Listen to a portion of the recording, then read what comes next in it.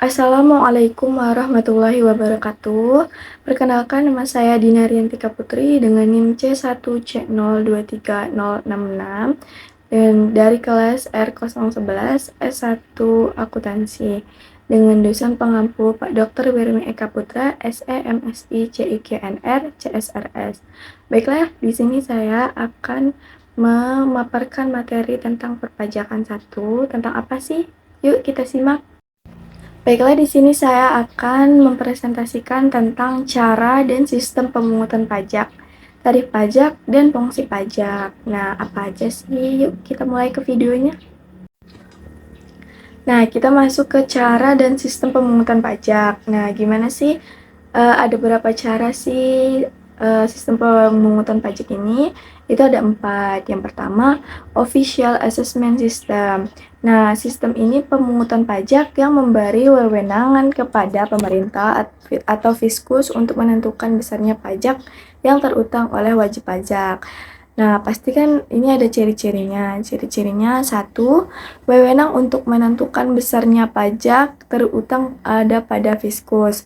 Yang kedua, wajib pajak bersifat pasif.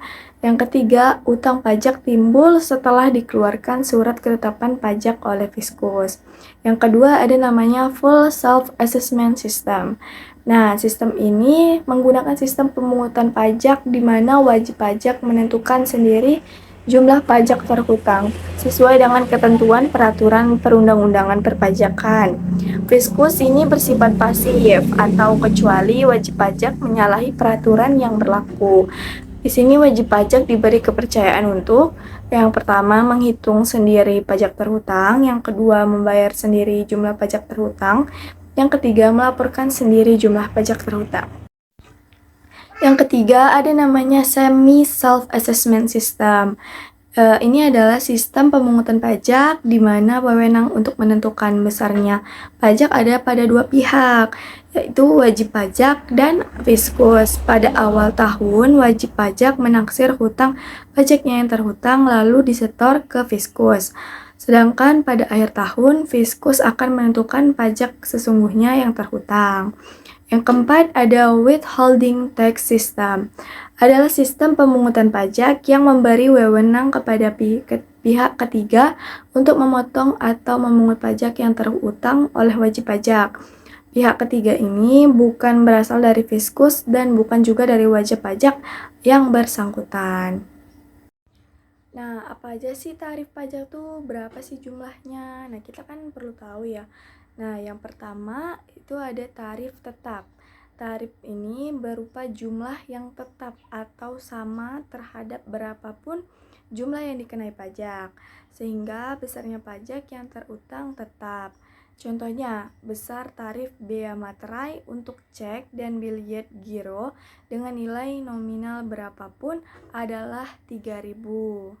Nah, kalau yang kedua, tarif sebanding atau proporsional. Nah, tarif ini berupa persentase yang tetap terhadap berapapun jumlah yang dikenai pajak, sehingga besarnya pajak yang terutang proporsional terhadap besarnya nilai yang dikenai pajak. Contohnya, untuk penyerahan barang kena pajak di dalam daerah, pabean akan dikenakan pajak pertambahan nilai sebesar 10%. Yang ketiga, ada tarif progresif. Presentasi tarif progresif ini digunakan untuk semakin besar bila jumlah yang dikenai pajak semakin besar. Contohnya dalam pasal 17 Undang-Undang Pajak, penghasilan untuk wajib pajak orang pribadi dalam negeri. Yang menurut kenaikan presentasi tarifnya, tarif progresif dibagi menjadi 3, yaitu A. Tarif progresif, yaitu kenaikan presentasi semakin besar. B. Tarif progresif tetap, kenaikan presentasi tetap.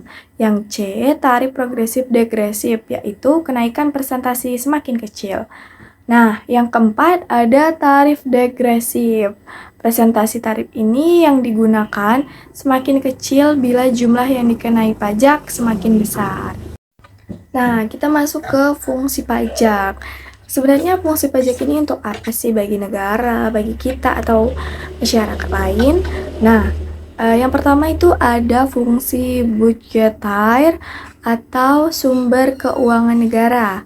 Pajak ini kan merupakan salah satu sumber penerimaan pemerintah untuk membiayai pengeluaran, baik rutin maupun pembangunan. Sebagai sumber keuangan negara, pemerintah berupaya memasukkan uang sebanyak-banyaknya untuk kas negara.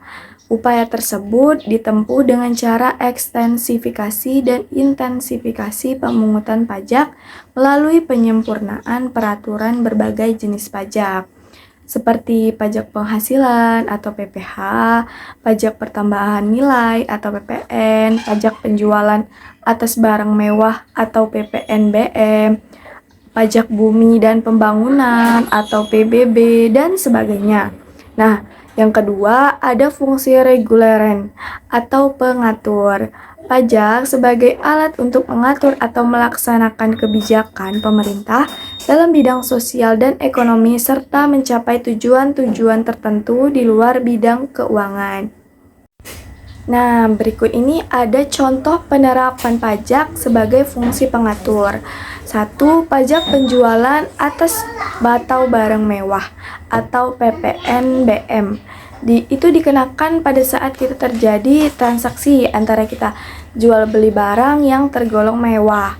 Semakin mewah suatu barang, tarif pajaknya maka semakin tinggi, sehingga barang tersebut harganya maka semakin mahal. Pengenaan pajak ini dimaksudkan agar rakyat tidak berlomba-lomba untuk mengonsumsi barang mewah atau mengurangi gaya hidup mewah. Gitu. Kalau yang kedua, ada tadi tarif pajak progresif dikenakan atas penghasilan. Nah, ini tuh dimaksudkan agar pihak yang memperoleh penghasilan tinggi memberikan kontribusi atau membayar pajak yang tinggi pula sehingga terjadi pemerataan pendapatan. Yang ketiga, tarif pajak ekspor sebesar 0%. Nah, ini tuh dimaksudkan agar para pengusaha terdorong mengekspor hasil produksinya di pasar dunia sehingga memperbesar devisa negara. Gitu. Nah, materi yang tadi saya sampaikan kan itu sudah kita bahas ya. Jadi saya dapat menyimpulkan bahwa sebagai warga negara yang baik, maka penting bagi kita untuk bisa memahami dan mengetahui berbagai aturan perpajakan, mulai dari jenis pajak hingga sistem dari pemungutan pajak itu sendiri. Sistem pemungutan pajak sendiri kan tadi sudah saya bahas terbagi menjadi 4, yaitu self-assessment system, full self-assessment system, semi self-assessment system, dan withholding tax system. Adapun fungsi pajak sangat vital bagi pembangunan bangsa dan negara. Dengan memahami fungsi dari pajak, maka kita akan menyadari mengapa pajak mempunyai peranan yang penting dalam kehidupan kita sehari-hari. Adapun fungsi pajak sendiri terbagi menjadi 2 yang tadi sudah kita jelaskan, yaitu fungsi budgetar dan fungsi regularen. Baik, sekian video perpajakan 1 dari saya tadi tentang materi perpajakan. Sekian video saya, mohon maaf apabila ada kekurangan atau salah kata, mohon dimaafkan. Wassalamualaikum warahmatullahi wabarakatuh.